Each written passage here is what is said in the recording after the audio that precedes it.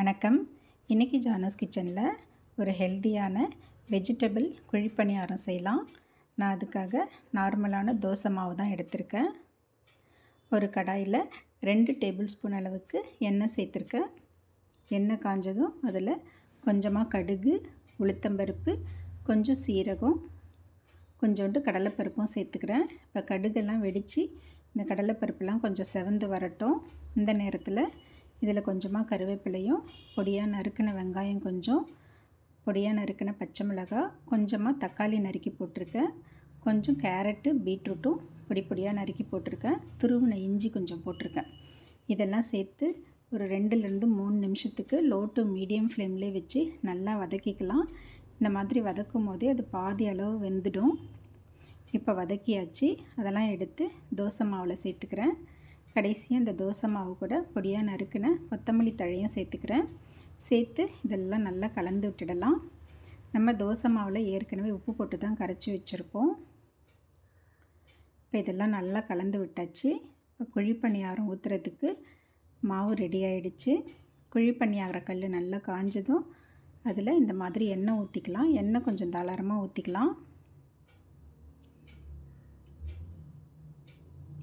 ஊற்றிட்டு இந்த மாதிரி மாவு அழகாக குண்டு குண்டாக ஊற்றி ஸ்டவ்வை லோ டு மீடியம் ஃப்ளேம்லேயே வச்சு இதை வேக வச்சுக்கலாம்.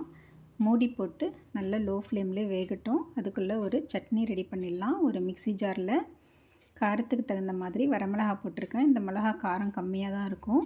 ஒரு கைப்பிடி அளவுக்கு பொட்டுக்கடலை சேர்த்துருக்கேன். பெருங்காயம் கொஞ்சம் நிறையவே சேர்த்துக்கிறேன். டேஸ்ட்டுக்கு தகுந்த மாதிரி உப்பு சேர்த்துக்கிறேன். இதெல்லாம் லேசாக தண்ணி தெளித்து இந்த மாதிரி அரைச்சிக்கலாம். இது ஒரு இன்ஸ்டன்ட் சட்னி. அவசரத்துக்கு இந்த மாதிரி செஞ்சுக்கலாம். டேஸ்ட் ரொம்ப நல்லாயிருக்கும். இப்போ குழிப்பணியாரம் ஒரு பக்கம் நல்லா செவந்து வெந்துருச்சு. இதை திருப்பி போட்டுக்கலாம்.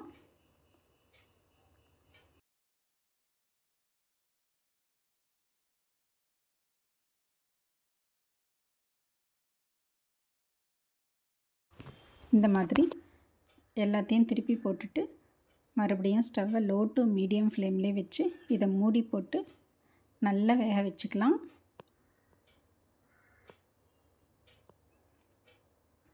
இப்போ குழிப்பணியாரம் ரெடி ஆகிடுச்சு.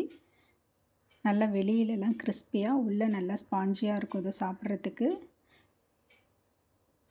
இதில் போட்டிருக்க காய்கறியும் கூட இந்த குழிப்பணியாரம் வேகும்போதே அதுவும் நல்லா வெந்திருக்கும்.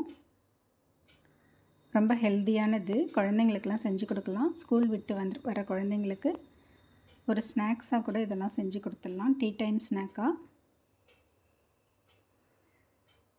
அவ்வளோதாங்க. ஒரு கலர்ஃபுல்லான குழிப்பணியாரம் ரெடி ஆகிடுச்சு. இந்த குழிப்பணியாரத்தை இந்த இன்ஸ்டன்ட் சட்னியோடு வச்சு சாப்பிட்றதுக்கு ரொம்ப டேஸ்ட்டாக இருக்கும். கண்டிப்பாக பசங்கள்லாம் விரும்பி சாப்பிடுவாங்க. ட்ரை பண்ணி பாருங்கள். தேங்க்ஸ் ஃபார் வாட்சிங்.